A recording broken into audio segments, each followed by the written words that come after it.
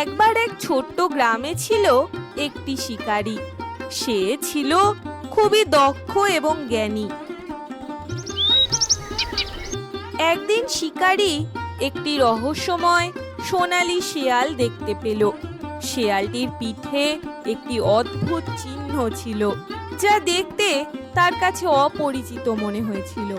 শিকারী শেয়ালটির পেছনে ছুটতে লাগলো, কিন্তু শিয়ালটিও খুব দ্রুত দৌড়তে পারত।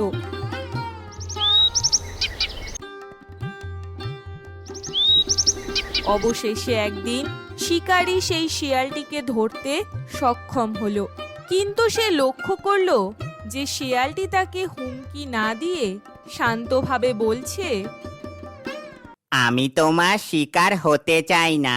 আমি তোমাকে একটি চমকপ্রদ উপহার দিতে চাই।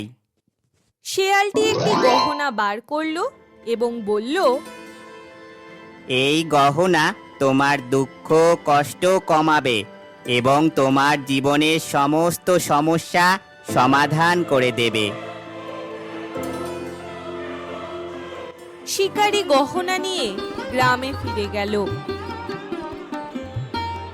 একে একে সে দেখতে পেল গহনার সাহায্যে তার সমস্ত সমস্যার সমাধান হতে শুরু করেছে। গহনা তাকে শান্তি এবং সুখ এনে দিয়েছে।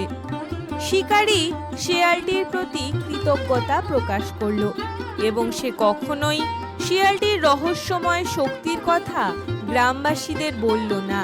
এভাবে সেই শিয়ালটি একটি নতুন কিংবদন্তি হয়ে উঠল এবং শিকারীর জীবনে সুখের আলো নিয়ে এলো। গল্পটি প্রমাণ করে যে প্রকৃতভাবে সদর্থক উদ্দেশ্য এবং সাহায্য চাওয়ার অভিপ্রায় কখনোই অমূল্য নয়।